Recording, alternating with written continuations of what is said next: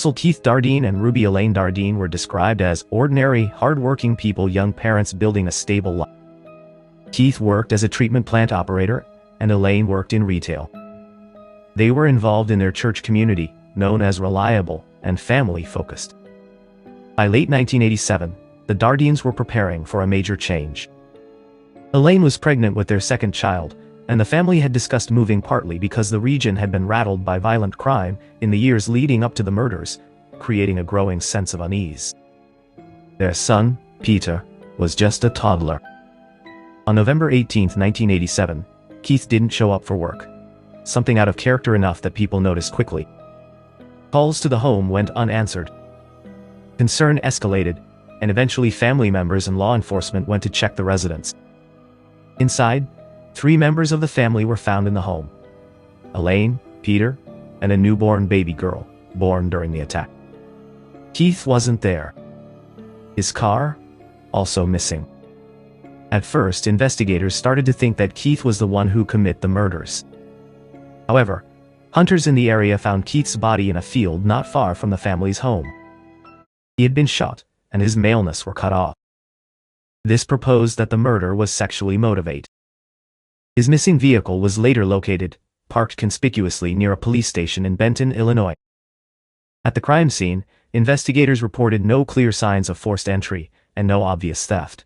Valuables and cash were not taken in a way that would suggest robbery as a motive. The bodies of Elaine and her son Peter, and a newborn baby, were all in the same bed. Elaine was bound and gagged with duct tape before she was killed, suggesting restraint rather than a sudden, rushed attack. The baseball bat used was reportedly a birthday gift to Peter from his father earlier that year. Early information released by law enforcement was scarce and, at times, inconsistent, which created space for speculation and rumors to grow. Officials from 2 different counties even disagreed on the cause of Keith's death, some stating he died from gunshot wounds, while others reported fatal head trauma, allegedly sustained while he was dragged from a vehicle. Confusion also surrounded the birth of Elaine's baby daughter. Because the child was born during, or shortly after the attack, and survived only briefly, rumors emerged claiming that the infant, known to the family as Casey, had been forcibly removed from her mother's body. These claims, combined with reports that Keith's genitals had been mutilated, fueled widespread speculation that the murders were connected to satanic ritual activity, believed by some to exist in the area.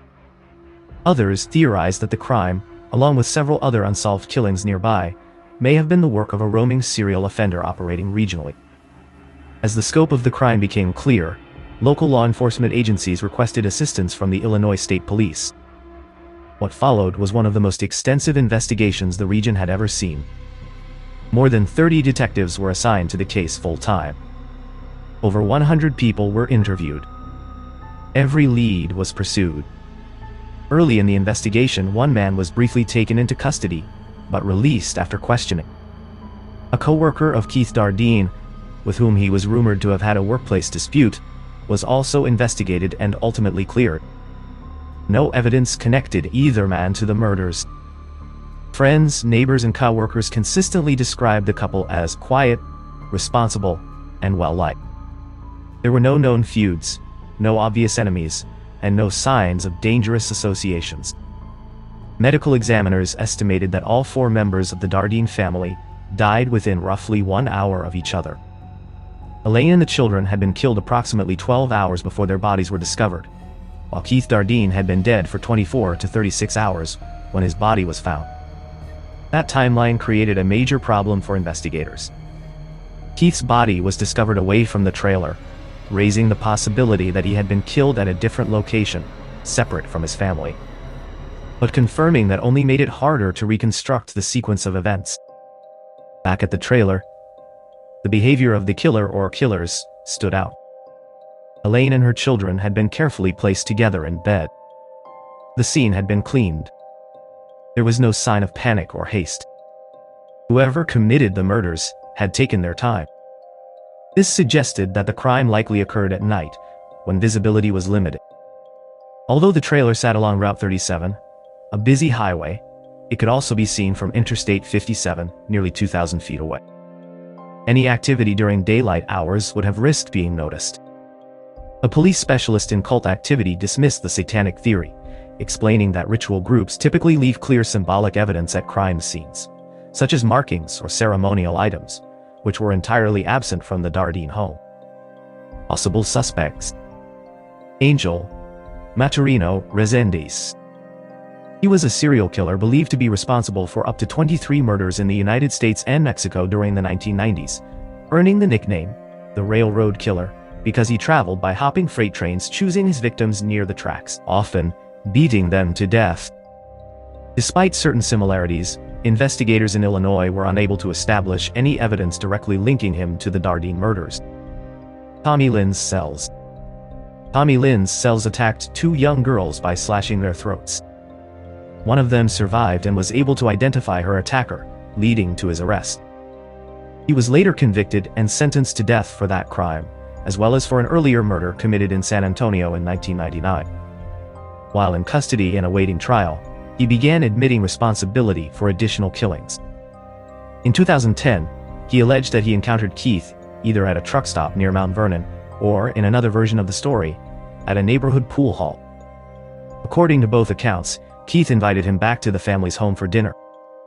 He claimed that he initially intended to leave afterward, but said his anger was provoked when Keith allegedly made a sexual advance, including, in one telling, a suggestion involving Elaine. That proposition apparently made Sells to kill them. Joanne Dardeen, Keith's mother, has consistently rejected the idea that Sells was responsible for the murders of her son's family. She flatly denies his story that Keith met him at a gas station and brought him home for a sexual encounter involving Elaine. According to her, Keith, who served as the lead singer at a small Baptist church while his wife played piano, was deeply devoted and protective of his family, making such claims completely implausible. Sells was responsible for 22 murders, but came to believe that, in conscious imitation of another Texas serial killer, Henry Lee Lucas, he was trying to avoid the death penalty by confessing to crimes he had not committed and taking advantage of the judicial system's gratitude. Sells was sentenced to death, and his execution was scheduled for April 3, 2014. He was declared dead at 6:27 p.m. From a psychological standpoint, this was not an impulsive act, but a sustained episode of violence carried out with complete control. The separation of Keith from the rest of his family suggests the attack was targeted and deliberate, pointing to psychological intent rather than a momentary physical outburst. The pattern aligns with an organized, dominant, emotionally detached offender, someone who asserts power through silence, not chaos. What is most disturbing is not what was left behind, but what was not. No symbols, no messages, no clear motive.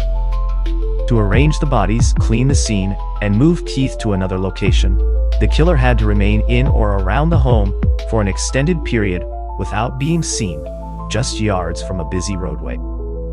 That means the person responsible was not fleeing. He was comfortable. And that comfort suggests something more unsettling than rage or hatred. The calm that a psychopath can have after killing an entire family.